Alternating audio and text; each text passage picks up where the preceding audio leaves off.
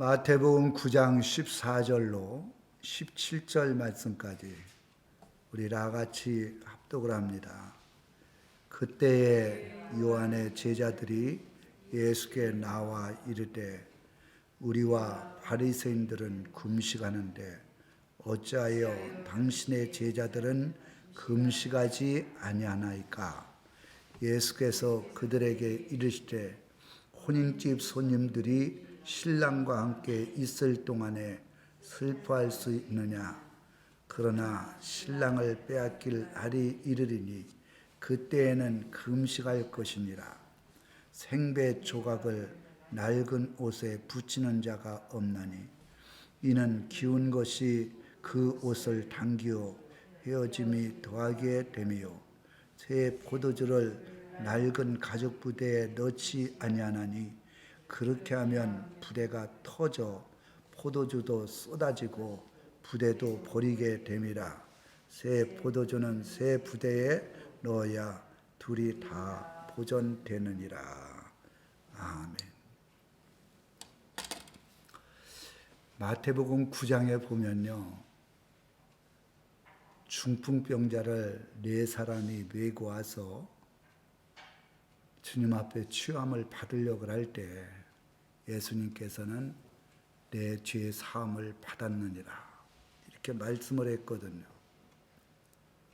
그랬더니 서기관이 그 얘기를 듣고 있다가 하나님의 이름을 모독하고 신성을 모독하는 자다. 여러분, 하나님만이 죄악의 문제를 다 해결해 주실 수 있는 분이에요.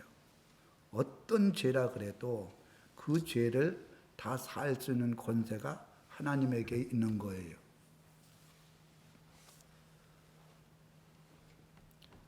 윤석열 대통령, 우리나라 대통령이시죠? 사명권이 있어요, 사명권이. 징역 100년을 사는 사람이 있더라도 대통령이 사면을 해주면 그 사람은 감옥에서, 그 죄악에서 사함을 받아서 자유롭게 될 수가 있어요. 일개 대통령도 사면을 시킬 수 있는 권한이 있는데 천지 만물을 창조하신 하나님께서 왜 죄악의 문제를 해결해 줄 수가 없겠어요? 그러니까 예수님을 하나님으로 생각하지 아니하고 사람으로 생각을 하니까 하나님의 이름을 그리고 신성을 모독했다 그렇게 얘기를 한 거예요. 또 두 번째 시험은 바리새인이 시험을 했어요. 마태, 그러니까 세리 마태, 세관원에 앉아서 업무를 보고 있던 이 세리 마태를 나를 따르라 그러니까 즉시로 예수님을 따르고 그 집에 가서 많은 세무 관리인들과 많은 죄인들이 앉아서 식사를 했어요. 그러니까 제자들에게 어찌하여 저 죄인들과 세리와 같은 저 매국노와 같은 사람과 같이 앉아서 식사를 하고 어울려서 그렇게 기뻐하느냐. 이렇게 바리새인들이 뭐라고 얘기를 했어요. 그러니까 예수님께서 건강한 자에게는 의원이 필요가 없대요. 그리고 병든 자에게만 의원이 필요하다는 얘기예요. 의원이 누구예요? 예수님은 이 세상의 모든 문제를 해결하기 위한 영육간의 모든 문제를 치료하기 위해서 이 땅에 오셨거든요. 그래서 예수님 앞에 겸손한 사람, 자기의 부족함을 깨닫고 아는 사람, 그런 사람이 주님 앞에 기도할 때, 그런 사람들이 부족함을 알 때 주님 앞에서 그 모든 문제와 기도를 응답해 주신다는 이야기입니다. 할렐루야. 오늘은 금식에 대한 논쟁이에요. 세 번째로 보면 그때에 요한의 제자들이 예수께 나와 이르되 우리와 바리새인들은 금식하는데 어찌하여 당신의 제자들은 금식하지 아니하나이까? 그러니까 바리새인들은 한마디로 말해서 유대인 중에서도 한마디로 경건하게 믿음 안에서 사는 그런 사람들이에요. 그래서 일주일에 2번 금식했어요. 월요일, 목요일 날. 대단한 사람들이에요. 하여간 일주일에 7일인데 이틀은 하루 종일 금식하면서 하나님 앞에 거룩게 살려고 발버둥 친 사람이에요. 그리고 하루에 3번씩 기도했어요. 3번. 참 하루에 3번씩 기도한다는 게 쉬운 게 아니에요. 그런데 세례 요한의 제자가 많이 있었는데 세례 요한이 감옥에 갇혔잖아요. 헤롯 왕을 통해서 감옥에 갇혔는데 이제 세례 요한이 감옥에 갇히니까 예수님의 제자가 된 사람들이 많이 있었고 일부는 끝까지 세례 요한을 따르는 사람들이 있었는데 이들도 역시 일주일에 2번이나 금식을 하는 그렇게 건건하고 거룩한 삶을 살았던 사람들이거든요. 왜? 세례 요한은 광야에서 늘 금식하면서 이 땅에 메시아옴을 선포하고 회개 메시지를 외친 그러한 한마디로 말해서 선지자와 같은 마지막 선지자예요. 그러니까 그 제자들도 늘 금식이 봄에 뵙고 그 스승인 세례 요한을 닮아서 일주일에 2번씩이나 금식을 한 거예요. 그런데 왜 예수님과 제자들은 금식을 안 하냐 이거. 월요일 날, 목요일 날 왜 금식을 안 하고 도다지 먹고 마시면서 그렇게 희희낙낙하느냐 이렇게 물어본 거예요. 여러분, 이 성경에 보면 금식은 사생결단을 하고 심각한 문제가 있을 때 하나님께 금식을 하는 거예요. 금식은 한마디로 말해서 내 생명 드리면서 하나님께서 응답해 주지 않으면 내가 죽겠다는 믿음을 가지고 금식을 하는 거예요. 그래서 이사야서 58장 그 12절 이하에 쭉 보면 하나님 앞에 생명 있는 금식은 모든 마귀 사탄의 결박을 풀어준다 그랬어요. 멍에를 자유케 하신다 그랬어요. 멍에가 뭐냐? 우리가 살아가는 데 있어서 십자가 같은 고통이 있어요. 자식의 고통도 있고 질병의 고통도 있고 물질의 고통도 있고 이런 멍에의 줄을 풀어준다는 거예요. 그리고 유대인들은 7월 10일 대속죄일 날은 무슨 일이 있어도 전체 유대인들이 다 금식을 하는 그 금식을 하나님께서 정해놨어요. 1년에 한 번씩은. 그런데 오늘 본문 말씀에 나오는 한마디로 말해서 세례 요한의 제자들 그리고 바리새인들 이 사람들은 하나님께서 월요일 날 목요일 날 금식하라 그게 아닌 거예요. 자기가 주님 앞에서 경건해지기 위해서 그래서 사람들에게 거룩하고 참 영적인 사람이고 경건한 사람이다 한마디로 칭찬을 받기 위해서 자기네들이 정하는 그러한 그 금식을 이야기를 하는 겁니다. 이게 진짜 성경의 말씀대로 월요일 날, 목요일 날 금식하라 그랬으면 하나님의 말씀이니까 순종하고 복종해야 되지만 하나님이 정해놓은 게 아니에요.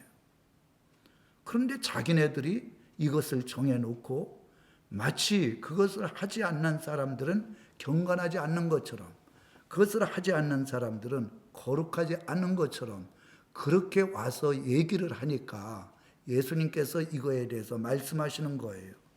그래서 오늘의 제목은 금식과 새로운 진리. 금식과 새로운 진리. 예수님께서 3가지 예화로 말씀을 했어요. 3가지의 비유로. 첫째는 15절 한번 말씀해 보세요. 예수께서 그들에게 이르시되 혼인집 손님들이 신랑과 함께 있을 동안에 슬퍼할 수 있느냐? 그러나 신랑을 빼앗길 날이 이르리니 그때에는 금식할 것이니라. 그러니까 신랑을 빼앗길 때 금식해야지. 결혼해갖고 신랑과 함께 있을 때 슬퍼하며 금식하는 사람이 어디 있느냐. 이렇게 말씀을 했어요.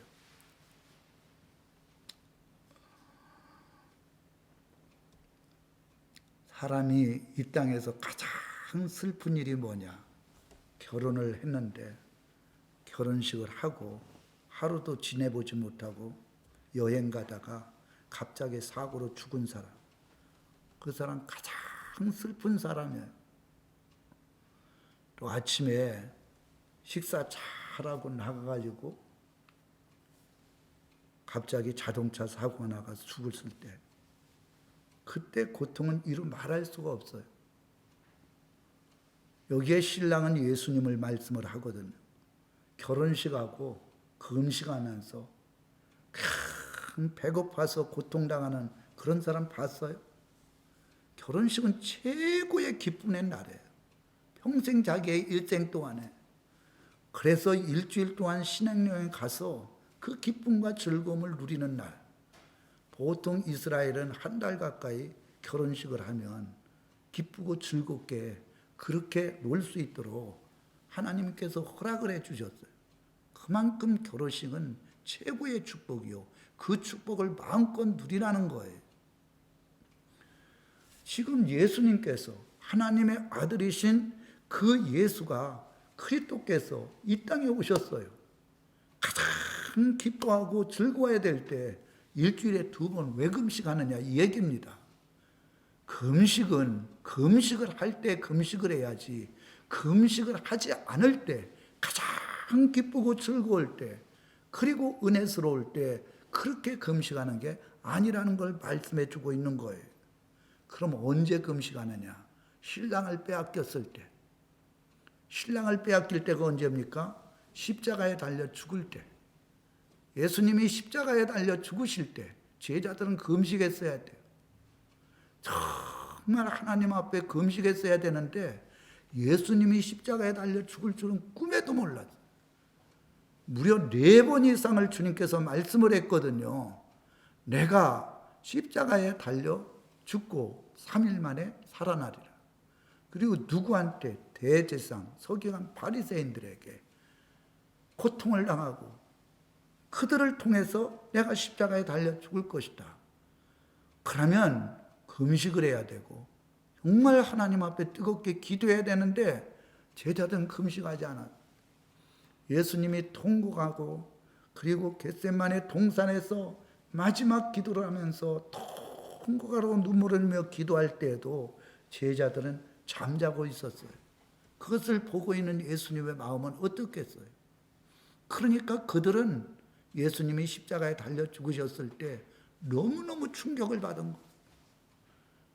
예수님을 3년 동안 따라다녀 봤는데 정말 죽은 자 살리고 중풍병자 고치고 안질병이 온갖 질병들이 다 치료되고 그리고 풍랑과 바람이 잔잔해지고 그리고 수만 명이 보리떡 5개와 물고기 2마리를 통해서 푸짐하게 먹고 7강조리가 남는 그런 역사가 일어났다. 그래갖고 예루살렘에 올라가면 이제 예수님께서 왕이 돼갖고 우리들에게 큰 영광이 될 것이다. 이 마음속에 정말 한마디로 말해서 이 마음이 부풀어가지고 갔는데 거기 가서 십자가에 달려 죽었으니 얼마나 충격을 받겠어요. 우리는 성경만 그냥 봐서 잘 모르지만 자기는 모든 것들을 다 버렸어요.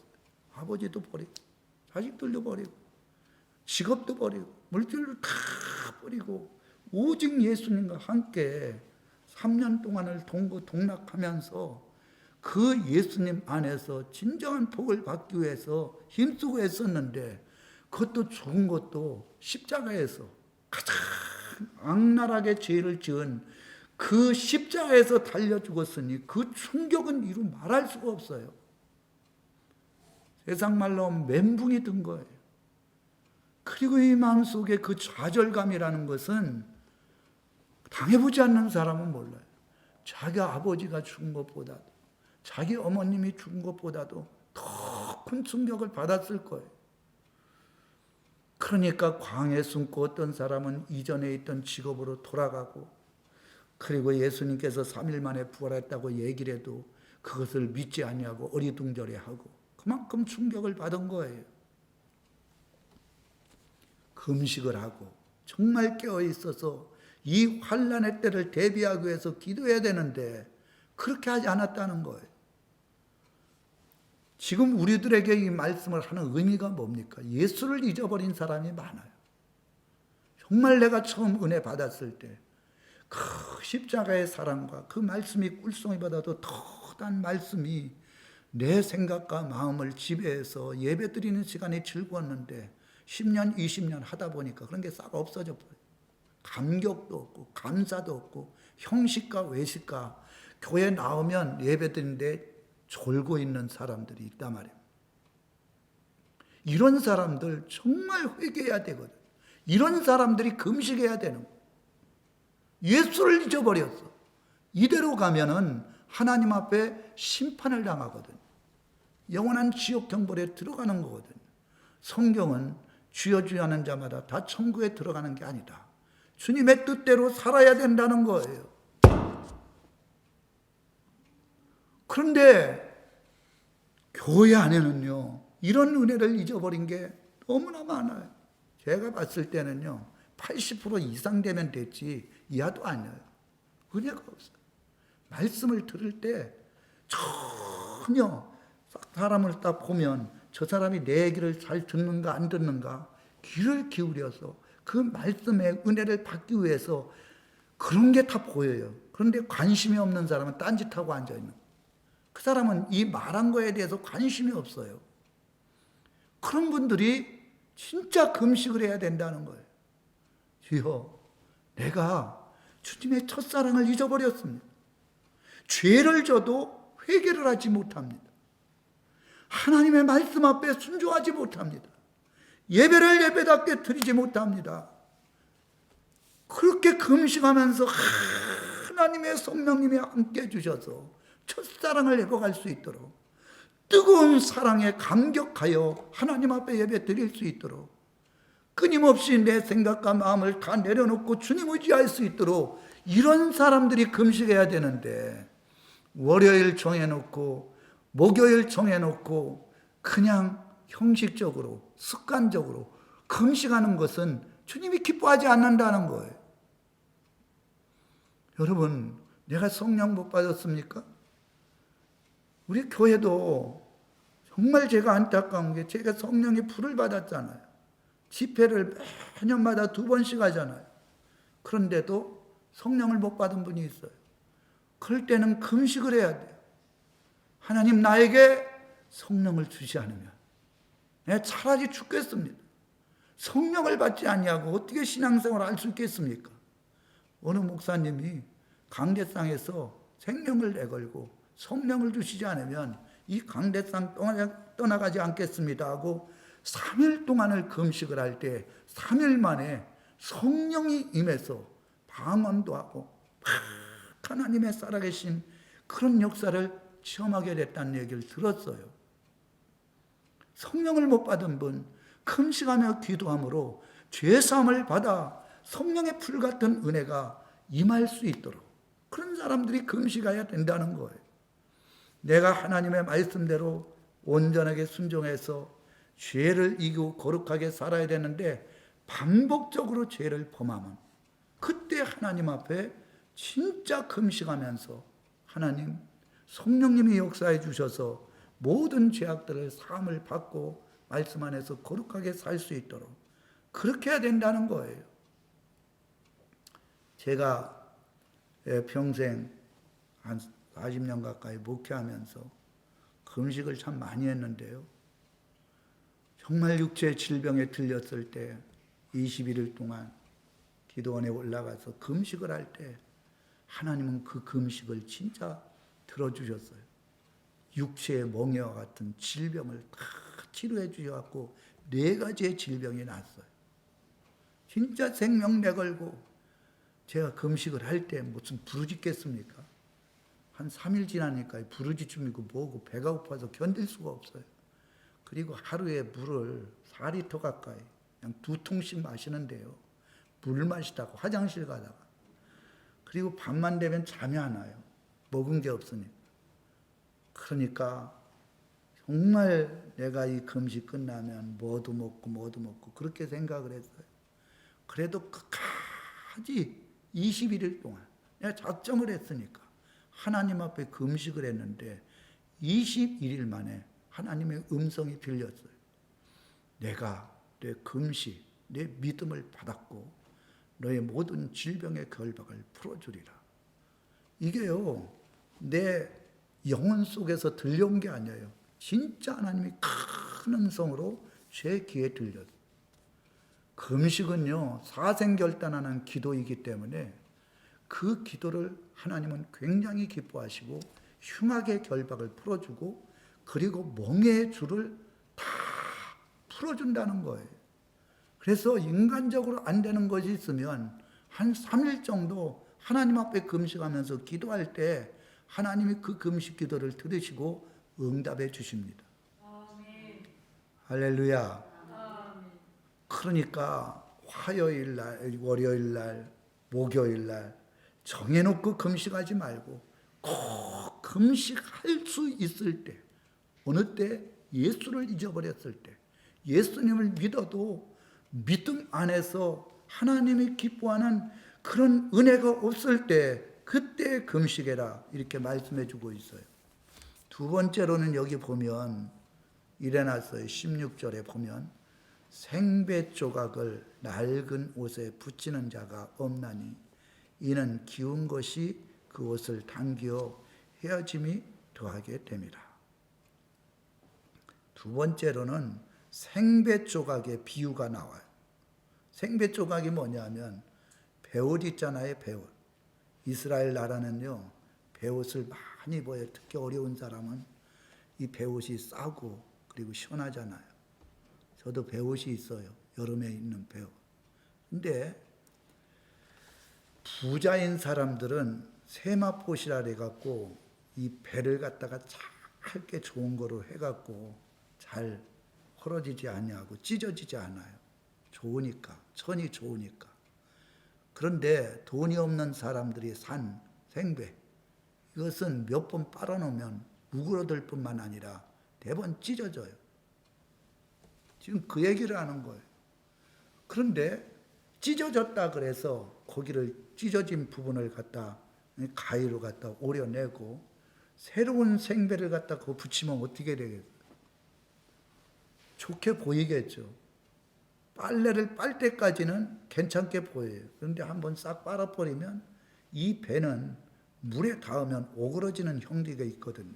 그러니까 그 낡은 베옷을 다 끌어당기니까 다 찢어져 갖고 입지를 못한다는 얘기. 여기에 낡은 베옷은 율법을 얘기하는 것이고 생베옷은 진리의 말씀을 얘기해요. 율법은요, 서기관 바리새인들 그리고 대제사장들은 오직 율법의 말씀을 온전히 순종할 때 구원을 받는다고 생각해요. 지금도 그래요. 지금도 이스라엘 백성들이. 그런데 성경은 그렇게 말씀하지 않아요. 성경은요, 인간의 의, 인간의 공로는 다 더러운 옷과 같다 그랬어요. 우리 한번 찾아보겠습니다. 이사야서 64장 6절 이거 잠깐 찾아보고 이사야서 64장 6절입니다. 거기에 보면 무릇 우리는 다 부정한 자 같아서 우리의 의는 다 더러운 옷 같으며 우리는 다 잎사귀같이 시들므로 우리의 죄악이 바람같이 우리를 몰아가나이다. 여기 다 더러운 옷과 같다 그랬어요. 우리의 의가 뭡니까? 인간적으로 주님의 보혈의 피를 의지하지 아니하고 뭐 금식을 하거나 하루에 3번씩 하거나 예배 제사를 드렸다거나 아니면 선한 일을 했다거나 다 더러운 옷과 같다는 거예요. 이 언어에 보면 이거는 걸레같이 너덜너덜하게 다 찢어졌다는 거예요. 더럽다는 거예요. 그런 뜻으로 얘기를 합니다. 그러니까 이 말씀을 서기관이나 바리새인들이 좀 봐야 되는데 예수님의 보혈의 피의 공로가 아니면요, 아무리 말씀대로 순종하려고 해도 다 순종할 수도 없을 뿐만 아니라 자기의 의지를 가지고 거룩하게 살려고 하는 것은 주님께서 전혀 그런 것들을 인정하지 아니하고 다 너덜너덜하게 더러워진 걸레와 같이 생각을 한다는 거예요. 그러니까 여기에 낡은 배옷, 율법을 가지고는 죄악의 문제를 해결할 수 없으며 율법을 다 지킨다 해서 구원을 받을 수가 없다는 거예요. 오직 우리들에게 여기 생배 조각, 새로운 옷이 뭐냐? 예수님의 보혈의 피. 그 보혈의 피가 모든 인류의 죄악을 위해서 십자가에 달려 죽으셨으므로 그 보혈의 피를 의지할 때 죄사함을 받을 수 있고, 죄사함을 받고 성령을 받아 성령의 인도하심을 따라 순종하고 복종하는 자들에게 그 의가 주님 앞에 인정이 되어 하나님의 나라의 상급과 면류관이 된다는 거예요. 할렐루야. 율법과 이 복음을 이해하지 못하면은 마치 진리의 말씀 복음을 가지고 율법과 함께 그렇게 행동하려다 보니까 결국은 다 찢어져서 생배 조각도 못 쓰게 되고, 그리고 낡은 옷도 못 쓰게 된다는 것을 말해주고 있어요.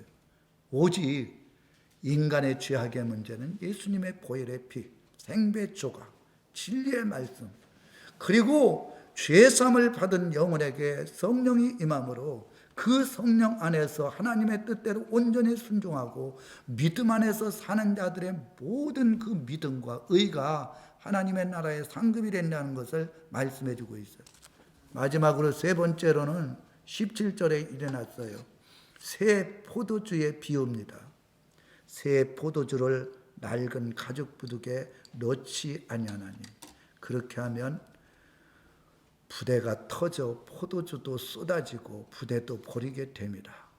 새 포도주는 새 부대에 넣어야 둘이 다 보존되느니라. 새 포도주, 포도를 따가지고 다 발갖고 새 포도주를 갖다가 가죽 주머니, 낡은 가죽 주머니에 넣으면 어떻게 됩니까? 이게 막 발효가 돼가지고 오래된 가죽 주머니는 팽창이 안 되잖아요. 오래돼갖고 굳어가고 터져버리는 거예요. 그럼 포도주도 다 못 쓰게 되고 가죽도, 가죽 주머니도 다 터져가지고 못 쓰게 된다는 거예요. 어떤 분이 이런 얘기를 해요. 포도주가 오래되면 맛이 기가 막히게 좋다. 이스라엘 나라는 그때 당시 2000년 전만 해도 유리병 같은 게 없었어요. 발전도 되지도 않았고 유리병에다 잘 보관을 해서 봉함을 절대 새지 않도록 해놓고 그 습도와 온도에 맞춰갖고 잘 보관을 하면 그 포도주가 오래되면 오래될수록 맛이 있고 효과가 있고 약효가 있는 거예요. 근데 가죽 부대에다가 포도주를 넣으면 며칠 못 가갖고 그 향도 발효된 것도 다 새나갖고 포도주의 진정한 맛을 알지 못하는 거예요. 그래서 이 포도주를 몇백 년씩 이렇게 보관하는 사람들은 굴을 파가지고 거기에 정상호돈을 만치고 큰 밀봉을 해가지고 그 포도주를 간직할 때 그 향이나 그 발효된 것이나 이런 것들이 굉장히 좋아서 값도 비싸게 나가는 거거든요. 이 새 포도주가 뭘까요? 이거는 진리의 말씀 복음을 얘기를 해요. 저는 이 새 포도주를 성령으로 생각을 합니다. 이 성령의 거룩한 은혜를 받지 않고는 진리의 말씀, 새 가죽 부대에는 거기다 포도주, 새 포도주를 넣어도 그게 발효가 되어서 팽창이 되더라도 이거는 가죽이 새 거기 때문에 얼마든지 수축이 가능해요. 그래서 터지질 않아요. 낡은 바둑부대, 몇 년이 지난 것, 딱 고착돼갖고 굳어진 것, 이런 것들은 절대적으로 그 포도주를 간직할 수 없다는 거예요. 율법적인 신앙을 가진 사람은요, 성령을 받을 수가 없어요. 항상 이렇게 생각을 해요. 내가 예수님의 십자가도 믿고, 내가 예수님의 부활도 믿고, 그리고 내가 말씀도 믿고, 예수님을 그리스도 구세주로 믿는데, 내가 성령 받아서, 이게 율법적인 사고방식이에요. 예수님의 제자들에게 말씀을 했어요. 뭐라고 말씀을 했느냐? 예수님의 제자들은요, 예수님이 십자가에 달려 죽으신 거 다 눈으로 봤어요. 3일 만에 부활한 거 다 다 부활한 주님을 체험했어요. 예수님이 부활하시고 산 지에 40일 동안 많은 자들에게 증거된 걸 알고 있어요. 구름 타고 올라가신 거 알았어요. 그런데 예수님께서 뭐라고 말씀했느냐? 예루살렘을 떠나지 마라. 너희에게 보내줄 그 보혜사 성령, 예수님이 가셔서 내 이름으로 너희들에게 성령을 보내줄 것이다. 내가 너희들에게서 이야기를 하고 가르쳐 주시고 능력을 행했던 것처럼 이제는 내가 직접적으로 너희들에게서 떠나가지만 다 각자의 영혼 속에 하나님의 영을 주어서 말씀을 깨닫게 하고 말씀을 가르치게 하고 그리고 내가 했던 능력을 나타내게 할 것이다. 그것을 믿은 사람, 그리고 그 성령이 오실 때까지 기도한 사람이 120명이에요. 500문도가 제자가 있었는데 120명만 10일 동안, 10일은 완전수거든요. 성령이 임할 때까지 하나님 앞에 끊임없이 성령이 임할 수 있도록 기도했어요. 그 성령이 오순절 마다방에 120문도에게 임했어요. 가장 먼저 방언이 임했어요. 그리고 불과 같은 불꽃이 보였어요. 바람 같은 성령이. 그러니까 분명한 것은 들을 수 있다는 거예요. 볼 수 있다는 거예요. 또 말했다는 거예요. 말도 하고 불꽃을 보기도 하고 바람과 같이 들림을 본 거예요. 성령이 임하면요, 들리기 시작해요. 보기 시작해요. 그리고 성령이 임하면 내가 기도하는 것이 아니라 성령이 내 안에서 기도하게 해주시는 거예요. 할렐루야. 이 새 포도주를 받으려면 어떻게 해야 됩니까? 약속의 말씀을 붙들고 기도해야 돼요. 10일 동안 그들은 회개하고 그 믿음이 그 마음에 뭡니까? 준비된 마음이 됐을 때 그들에게 성령이 임함으로 그때부터 엄청난 역사가 일어난 거예요.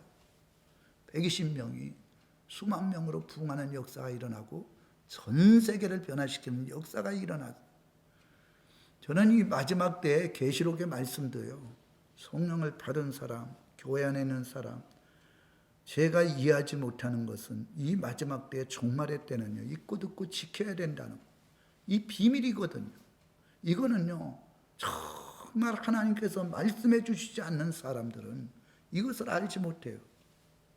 똑같이 계시록의 말씀을 들어도 와가지고 졸고 있다가 몇 번 나오다가 어렵다라고 안 나오는 사람이 있는 반면에 정말 이 말씀을 듣고 계속적으로 이 말씀을 깨달으려고 하는 사모함이 있는 사람, 이런 사람들이 바로 새 포도주를 준비된 가죽부대, 준비된 마음속에 참으로 이 말씀을 집어넣어 이것을 통해서 기쁨을 누리고 즐거움을 누리고 알지 못하는 자들에게 증거한다는 거예요. 오늘 결론적으로 제가 말씀을 드리는 것은 금식은 사람들에게 경건하다고 자랑하기 위해서 금식하는 게 아니라는 거예요. 금식은 꼭 해야 될 때 하는데 언제 해야 되느냐? 예수님을 잊어버렸을 때, 신랑이 여기에 보니까 빼앗겼을 때, 내 안에, 그래서요, 내가 정말 감사도 없고 감격도 없고 어떤 분들은 앉기만 하면 조는 사람이 있어. 이런 분들은 금식해야 돼. 그리고 은혜가 없어요, 은혜가. 기도를 못해. 벙어리야, 완전. 진짜 하나님 앞에 금식해야 돼. 하나님은 살아계시거든요. 그리고 이 진리의 말씀은요, 율법 같은 신앙생활, 형식과 외식적인 신앙생활 하는 사람은 이 진리의 말씀을 바로 깨달을 수도 없고 성령의 거룩한 은혜도 받을 수가 없다는 거예요. 새 포도주는 반드시 새 가득부도예요. 진짜 내가 성령을 받기 위해서는 철저히 회개하고 예수님의 십자가의 보혈의 피로 죄사함 받고 그리고 성령을 간절히 구할 때 준비된 새 가죽들과 같은 마음이 되었을 때 거기에 새 포도주 같은 성령이 임함으로 기쁨이 있고 감사가 있고 하나님의 살아계신 역사를 체험하고 하나님의 음성을 듣고 영적으로 신령한 눈이 열려 하나님의 나라에 신령한 것들을 볼 수가 있다는 거예요. 여러분, 예수님께서 이 말씀을 누구한테 했습니까? 세례 요한의 제자들도 금식 안 한다고 그럴까? 바리새인들도 그러는데 너희들 그 흔 가죽부대 가지고는 절대 진리의 말씀을 받을 수도 없고 구원받을 수도 없다. 그거를 새 가죽 부대로 성령의 거룩한 은혜 안에서 죄사함 받고 준비된 마음 가운데 이 진리의 말씀을 받을 때 그 성령의 거룩한 역사로 말미암아 예수님이 그리스도로 깨달아지고 그 보혈의 피를 의지해서 죄사함을 받는다는 거예요. 그래서 우리 성도님들도 진짜 지금은 주님이 오실 때가 가까웠거든요. 금식을 해야 돼. 금식할 분들. 금식은요, 생명을 내건 기도기 때문에 모든 결박을 풀어주고 멍에의 줄을 다 풀어준다는 거예요. 그래서 금식의 이 정의와 또 새로운 진리가 어떻게 주님을 통해서 이루어진지 잘 깨닫고 믿음으로 금식에서 하나님 앞에 영광 돌리시기를 주님의 이름으로 축원합니다.